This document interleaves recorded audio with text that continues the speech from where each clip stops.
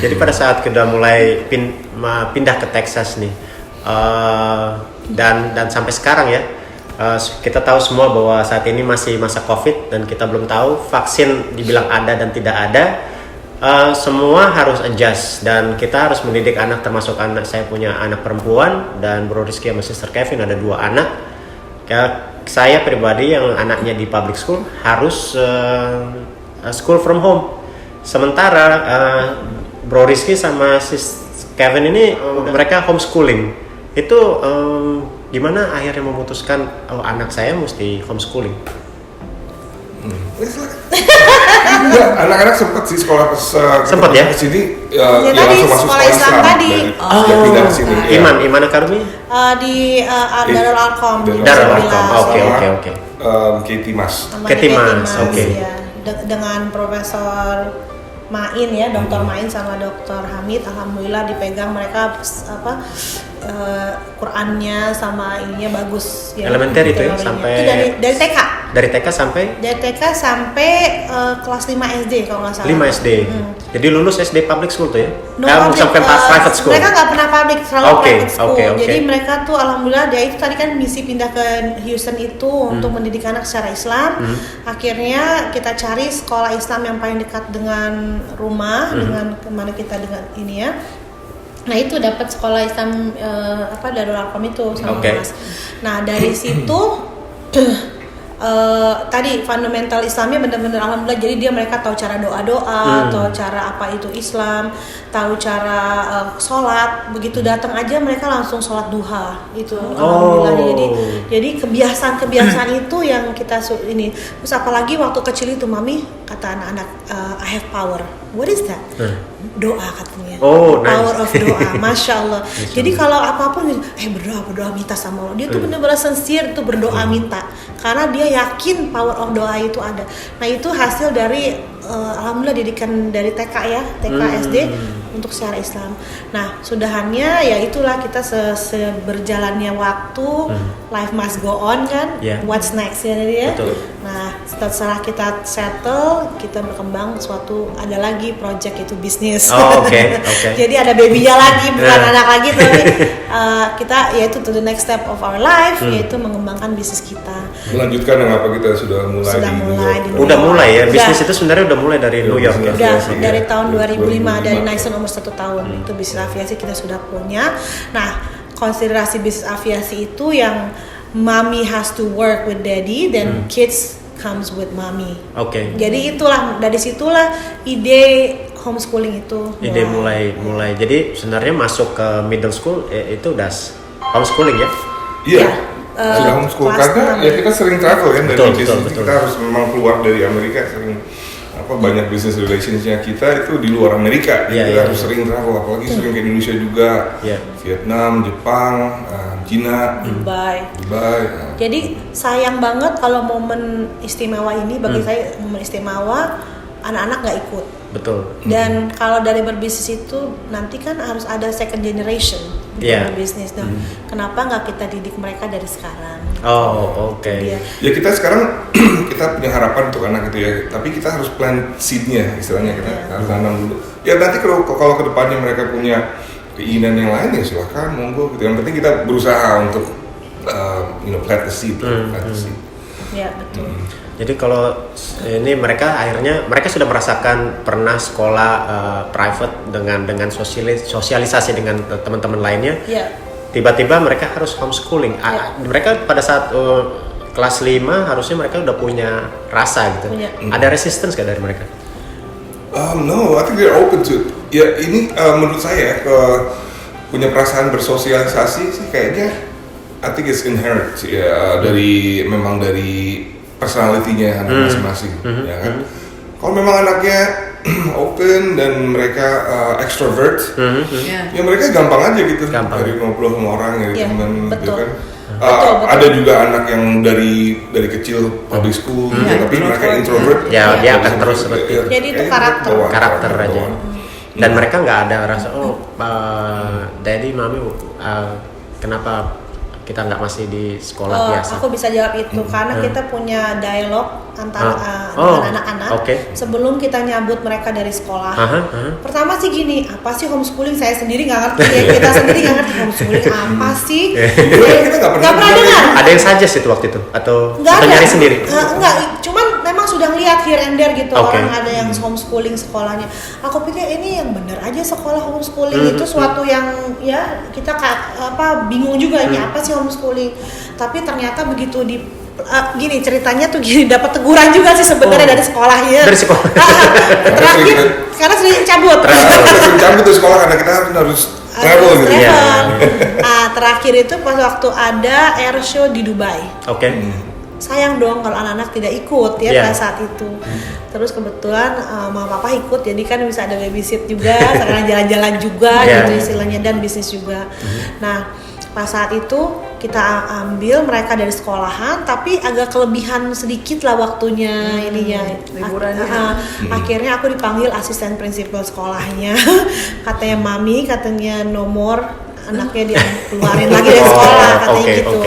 Karena walaupun diambil 1 hari pun katanya efek nilai mereka. Padahal aku ngerasa guru-gurunya tuh udah memberikan tugas-tugas mereka. Jadi di hotel, di airport, di pesawat mereka tuh mengerjakan tugas-tugasnya padahal pas saat itu. Cuman ya mungkin persepsi sekolah lain lagi pas saat itu. Jadi dan di situ aku dikasih pilihan, ya Allah, mau maju terus berbisnis tapi harus ninggalin anak dengan yang lain, atau anak ikut kita dan maju dengan berbisnis. Nah ini pilihan yang paling berat ya Dedi. Jadi akhirnya kita ketemu lah jalan tengahnya gitu, win-win situation untuk anak dan kita juga. Nah pas di situ akhirnya aku tanya ke anak-anak, ini loh begini keadaannya, gini. Terus you guys agree with our idea gini. Kata ya mami ya, we're fine, we're good. Jadi dari situ mereka sudah yang ikut, jadi they're on board with us basically. Itu suatu relief banget ya untuk kalian sebagai orang tua. Kita semua satu tujuan. Gitu. Like you said, Naisen waktu itu udah kelas 5, kelas 4. Udah ngerti teman kan? Iya betul. Udah ngerti friend. Itu friendnya dia banyak. Naomi juga itu waktu itu udah kelas 1 SD baru masuk kan, baru ngerasain SD dan masya Allah Naomi aku salut banget. Itu nilai dia itu muka dia itu ada di kantor prinsipalnya karena dia SAT paling tinggi nilai pas saat itu. Bangga kan? Maksudnya dia di sekolah biasa ya itu kan how to measure dia dengan yang lain kan, berarti kan dia nggak kurang saat itu pun. Nah, masya Allah nilai SAT dia paling tinggi, ada 2 anak di kelas itu, termasuk dia 1 laki-laki. Nah, udah tahu temen juga dong pas saat itu kan, terus tiba-tiba harus ditarik keluar dari kebiasaan mereka yang pagi bangun sekolah berangkat suatu berbeda semua. Ya kayak gitu, mereka setuju gitu, jadi mereka on board. Jadi it's easier that way instead of dipaksa. So next stepnya gimana sih sebenarnya untuk nge-apply seorang tua yang ingin anaknya homeschooling di Amerika? Tadi begitu saya melepas anak-anak dari sekolah Islamic school waktu itu. Terakhir tuh aku meluk gurunya. Meluk gurunya itu sister siapa namanya waktu itu. Aku bilang I say goodbye to her, I say wish me luck gitu ya. Terus dia pat me in the back, dia bilang no, you're gonna be okay, kata dia gitu. You're fine, this is the best decision for you, dia bilang gitu. Jadi itu aku yang bikin kuat ya. Terus langsung dia kasih contoh, I homeschool my kids too. Dia langsung begitu. Saya bilang aku nggak ngerti kalau dia ternyata homeschool anaknya 5. Ternyata anak yang 2 pertama itu homeschool dan mereka umur 15 tahun udah kuliah. Lebih cepat. Kata dia, both of my kids went to college 15 years old by doing homeschooling. You're fine, you can do it. Kata sister itu gitu. Jadi saya ngerasa, masya Allah, I can do it gitu. Jadi supportnya itu ada. Jadi kalau saran aku untuk orang ibu-ibu lain yang mau melakukan homeschooling, tergantung state-nya dulu, di mana tinggal di Amerikanya. Terus pelajari sistemnya, pelajari karakter anaknya juga. Kan ada anak ada yang mau, ada yang enggak kan, ada yang yang merasa bosan. Ya, merasa bosan di rumah atau enggak. Jadi banyak faktor. Dan alhamdulillahnya kita tuh di Texas, masya Allah Texas tuh kayak secara Islam banget sih istilahnya. The only states they allow to do homeschooling freely, istilahnya nggak ada yang govern, nggak ada yang misalnya gini, kalau di state lain distriknya suka nanya, suka social worker datang. Contohnya kalau di New York ya, kalau anak nggak masuk sekolah 2-3 hari aja, bisa langsung dikunjungin tuh rumahnya bagaimana Iya, apa. di bagian state lah. They like to check up on the, of course, on the kids to see what's going on. Dicek lah sama state-nya, jadi state yang kontrol. Ya, ada juga yang syaratnya orang tuanya harus mengerti juga mengajar atau punya pengalaman ngajar kayak gitu. Terus ada lagi yang harus standarisasi ujian akhir tahun. Nah, kalau di sini kan ada start test dan segalanya. Alhamdulillah homeschooling nggak ada yang gitu-gitu. Nggak ada. Nggak perlu ikut. Nggak pernah ada. Nggak diwajibkan ya? Tidak diwajibkan. Jadi bahkan ada namanya unschooling. Unschooling? Yes. Apa itu? Unschooling itu terserah aja orang tuanya mau ngapain anaknya, mau ngembala kambing ke, mau Dan sistem ini juga udah di-apply di Norway. Di Norway juga ada. Di Norway sama di Dan ini hanya di state Texas atau? Texas, hanya di setahu aku di Texas itu yang paling lenient. Kayak di Islam, istilahnya bagaimana terserah orang tua untuk mendidik anaknya. Jadi sarannya gitu, ketahuilah syarat-syarat atau legalnya di setiap state itu berbeda. Kebetulan kalau Texas ya enak, itu lenient, very lenient. Dan alhamdulillah sekarang si Naisen sejak umur 16-17 tahun udah mulai kuliah, udah mulai ngambil college course. Udah college ya? Oh cepet ya? Iya. 16-17 itu cepet. Alhamdulillah dia 17 tahun ini, tinggal 3 bulan lagi dia lulus SMA. Tapi dia sudah mengantongi 21 kredit kuliah. 21 kredit. Iya. Itu udah associate degree ya? Next year, tinggal setahun lagi, insya Allah akhir tahun depan dia udah A degree. Associate degree itu sarjana muda ya. Sarjana muda, seperti D3 ya kalau di Indonesia. D3 ya. Dan umurnya akan 18 tahun, insya Allah. Naomi pun begitu menyusul. Terus kalau homeschooling itu sebenarnya day to day activity-nya seperti apa sih kalau boleh tahu? Ya rutinitas seperti sekolah, nggak mungkin seperti sekolah wajib biasa ya? Enggak, jadi gini, kita pernah nyaranin anak-anak suruh bikin schedule sendiri. Ya, jadi kita sudah ada satu persetujuan dengan bikin schedule dia sendiri. Habis sholat subuh, ya silakan kalau mulai sekolah silakan juga. Kalau mau balik tidur lagi ya silakan juga. Yang penting beberapa jam harus terpenuhi. Jadi udah salah satu persetujuan itu. Jadi dan kita juga sering setelah mereka selesai sekolah kita ada aktivitas keluarga sendiri gitu. Maksudnya ya keluar kemana gitu, jalan-jalan kemana. Dan di rumah juga mereka ada extracurricular juga. Contohnya kayak si Naisen ya, dia belajar finance dengan cara sendiri gitu. Dan bikin grup dengan kelompoknya dia. Namanya Fly. Financially literate youth. Jadi sekarang memang anak-anak zaman sekarang itu harus belajar ya basic financial itulah literacy lah. Kayak contohnya untuk balancing checkbook atau untuk investasi. Bedanya aset sama liability apa, gitulah basic-basic gitulah. Jadi dia bikin kelompok sendiri, jadi punya grup kayak gitu, termasuk Naomi juga gitu ya. Dia malah salah satu pendirinya. Foundernya. Iya, terus temannya juga ada teman dari masjid, teman dari sekolah yang dulu, dari teman mana-mana. Dia memang anaknya bergaul. Iya, Naomi juga begitu, aktif dengan nari kan. Jadi ya itu tadi kalau masalah teman sih karena karakter aja ya. Terus kalau kita belajar sejarah, contohnya kalau kemarin kita pernah ajakin anak-anak ke Andalusia, Spain. Kita belajar sejarah di situ. Jadi we actually go to the country to learn the history gitu. Contohnya kita main ke Itali sambil belajar sejarahnya, main ke Jepang, Dubai, ke Vietnam, belajar sejarahnya gitu. Jadi itu sebenarnya tips and trik supaya homeschooling itu tidak membosankan. Tapi kan untuk teman-teman yang lain juga mungkin nggak semuanya punya kesempatan untuk travel around the world. Punya ini nggak tips atau trik ya supaya homeschooling itu tidak membosankan bagi si anak? Jadi homeschooling itu jadi kita semacam jadi kayak refreshing untuk orang tua juga gitu. Jadi kadang-kadang apa yang kita pelajarin dari masa kita sekolah dulu kan pasti kita lupa ya, banyak lupa aja. Jadi kita bilang aja terus terang sama anak-anak, listen, I might forget a lot of the stuff that I'm learning, that I learned before, but I'd like to relearn this with you. Jadi just be genuine. Iya, jadi kita selevel lah. Ayo kita belajarin lagi yuk, kita berdua gitu. Let's relearn this together. Jadi mereka ngeliat orang tua bukan sebagai kayak wah orang tua maha tahu semuanya lah, enggak lah istilahnya. Orang tua masih banyak yang lupanya, jadi kita belajar berdua ya. Maybe there's something that you could teach me as much as I'm teaching you. You know? So they like that. They like that idea. I mean, me growing up, I wasn't able to see. Istilahnya kan parents itu kan flawless. Istilahnya kan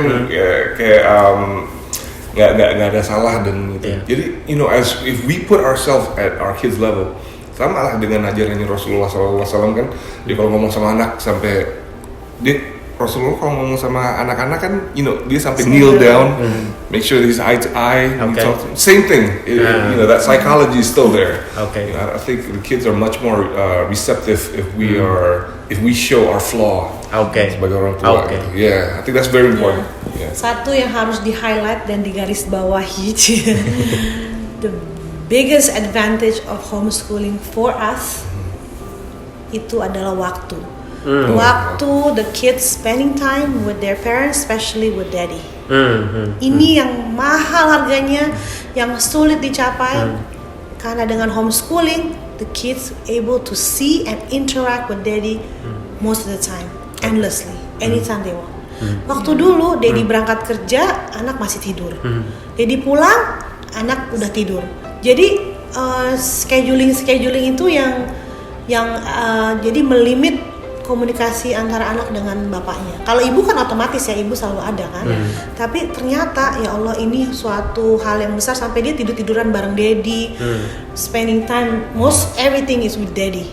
Jadi itulah adanya seorang bapak, kehadiran itu benar-benar dirasakan sama mereka. Ngobrolnya apanya itu benar-benar terasa. Selalu bisa ketemu ya. Ya, itu yang tolong di highlight, garis besari bagi aku, itulah yang membuat bagi kita tuh homeschooling ini suatu advantage. Sampai sekarang ngaji pun dia ngajarin, insya Allah. Wah, Masya Allah. Jadinya juga belajar dari anak. Jadi keluarga The Rizkys ini memang kita sering lihat bahwa sering traveling karena bisnis dan juga untuk membuat anak-anaknya melihat dunia. Dan pada saat masa COVID ini semuanya limited, terbatas. Kita tidak bisa travel, mungkin paling bisa darat. Itu untuk keluarga The Rizkys yang menjadi sesuatu yang rutin, tiba-tiba terhenti, itu gimana mereplace-nya supaya anak-anak udah, kok kita nggak pernah berhenti. Lokal kita, jalan lokal, jalan terus. Ke pondok aja kita ayo lakuin gitu. Cuma 1 jam, ya, walaupun cuma 1 jam, jebur-jebur di kali, kita tetap lakukan. Jadi rutinitas itu terus dijalankan. Karena apa? Liburan, kan hidup itu harus balance. Betul. Balance antara dunia dan kehidupan rutinitas dengan kehidupan ini ya kan, karena Senin entah ketemu Senin lagi, dulu Senin lagi, cepat sekali waktu berlalu kan. Betul. Tapi dengan liburan kayak kemarin tuh kita ke San Antonio nih dia, cuman 2 jam nyetir dari sini, Masya Allah. Bedanya apa? Lihat di rumah ini, kita di kamar, di sini anak-anak di kamar, di atas, anak-anak turun, kita ke kamar. Jadi interaksi antara orang tua sama anak aja itu sulit. Untuk duduk begini kan, apalagi zaman sekarang dong, video game ada, TV ada ya kan. Tapi kalau kita traveling, Masya Allah, kita duduk di satu mobil berempat di ruangan kecil, otomatis kita ngobrol, otomatis kita ngobrol ya kan. Kita makan berempat lagi bareng. Apalagi masuk ke hotelnya kecil pula kan, ketemu dia lagi ya kan. Seneng banget ketemu muka mereka, bisa peluk-pelukan sama mereka, itu Masya Allah bagi kita begitu. Jadi ya tadi liburan itu harus terus ya, masih ya istilahnya untuk mengembangkan jiwa nalar, jiwa sense of adventure, terus membuka luas mata, hati, semua harus dibuka dengan balance tadi. Ya karena anak-anak kan when they grow up, it's inevitable. So they will grow up and they'll have their own family. And that time, it's set and it'll be there. It's inevitable. So the time that we are able to control, as much as we can control them, I think is right now. And that's when we cultivate our relationship. Before that time, istilahnya, let the bird fly off the nest, like istilahnya. So that time is inevitable. So the time that we have control of the kids right now, I think is the time that we should harness that time and try to exploit that time, for the lack of better terms. But that was our mission. Ya, jadi misinya banyak. Kalau udah gabung bareng itu, nilai-nilai, value yang kita mau serapkan ke mereka ditransfer tuh right away langsung. Ntar begini ya, ntar begitu ya, hidup begini ya. Jadi masuk tuh. apa yang kita mau tuh masuk.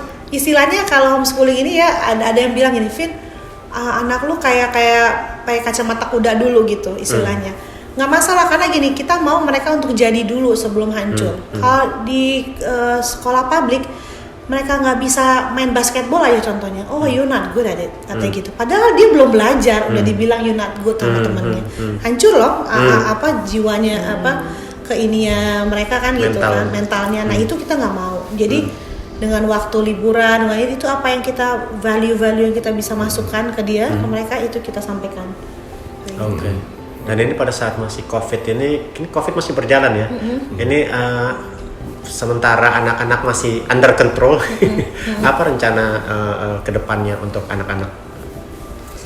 Sekarang ini terutama untuk Naomi ya, kita sudah mulai tur-tur kampus-kampus. Kemarin lucu. Jadi mereka kelihatan gitu excitementnya kan.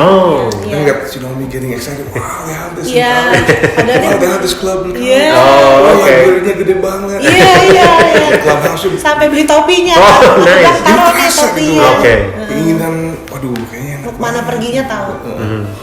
I think they would appreciate that, because mungkin ya saya nggak tahu ya, mungkin lain hal kalau anak yang sudah masuk ke sistem dan mungkin lihat college, saya udah ngerasain lah. So for them it's like a new experience, right? Looking at college campuses, seeing a lot of friends, it just gives them that motivation to even interact more with people or just use the entire facility of the school. I think that's very important for the kids to just re-stimulate that feeling. Jadi kita sebagai orang tua di zaman sekarang, ini bisa dikatakan sekarang adalah zaman milenial ya. Kita kan nggak anak-anak semua application, semua internet, dan kita harus catch up. Dan kita sebagai orang tua, salah satunya termasuk saya sendiri, kita punya YouTube seperti channel kita sekarang ini. Itu juga termasuk dengan keluarga The Rizky. Itu mereka punya YouTube channel ya. Namanya ya. Jangan lupa ya, subscribe dan follow The Rizkys. Follow The Rizkys ya. Ditaruh di bawah ya. Follow The Rizkys. Nanti akan kita taruh di bawah. Dan itu kalau saya pribadi ya dengan adanya COVID kita ingin membuat sesuatu yang positif untuk keluarga The Rizkys sendiri. Apa sih artinya YouTube channel Follow The Rizkys? Pertama itu cuma untuk archives-nya kita aja, jadi memori kita dengan aktivitas kita untuk dengan bersama sama keluarga ya adalah di satu tempat. Pertama itu, yang kedua ya mungkin kita mau share experience-nya sama anak-anak dan interaksi sama anak-anak dan interaksi kita berjalan-jalan, kita bisa share lah. Ya, message. Terutama untuk anak-anak. Yang kedua ya silakan untuk yang mau belajar juga, untuk yang mau experience itu juga bisa dilihat gitu dari YouTube itu. Ya, message-nya sih ada di dunia lain istilahnya. Kadang kan kita cuman di lingkungan satu daerah aja, tapi ternyata di lingkungan kita ini seperti ini. We want to deliver what we can see that you guys can see too gitu loh istilahnya. Jadi that's why Follow The Rizkys, ikutin yuk apa yang kita lihat, kalian juga bisa lihat lewat kamera kita istilahnya gitu. Kan yang di Sunnah kan juga ada ya namanya kita harus berhijrah ya, kalau kita ada satu tempat yang istilahnya ya kita harus lihat perspektif yang lain lah istilahnya, untuk membuka pikiran dan untuk mungkin dari kita jalan-jalan, even lokal jalan-jalan itu mungkin kita bisa terbuka dengan pikiran ide-ide yang baru. Itu sangat penting sekali bagi kita gitu. Oke, jadi kayaknya bincang-bincang kita untuk pribadi diri saya sangat bermanfaat. Artinya pada masa COVID saat ini, walaupun kita masih belum tahu in the future ini akan menjadi apa dan kapan vaksin itu kita dapatkan, pendidikan anak masih tetap yang utama, karena mereka lah yang akan menjadi pemimpin-pemimpin di masa depan. Kita sebagai orang tua hanya bisa mensupport dan mencoba untuk open minded dengan mereka supaya kita dapat berkomunikasi dengan anak-anak kita supaya mereka ke depan menjadi generasi penerus yang tangguh. Untuk keluarga Rizky, terima kasih banyak Thank you. bincang-bincangnya. Sama-sama. Jangan lupa follow The Rizkys Follow di The YouTube-nya Rizkys, ya. dan insya Allah ke depan kita bisa ngobrol-ngobrol lagi. Kita diundang di Sama-sama. rumahnya Kita yang senang luar dikunjungi. biasa. Ya, kita senang dikunjungi, bersilaturahmi, kita senang sekali. Untuk teman-teman, terima kasih yang udah menyaksikan. Kalau ada komentar atau menanyakan kepada The Rizkys, bisa diisi di komen di bawah. Demikian hari ini. Wassalamualaikum warahmatullahi wabarakatuh.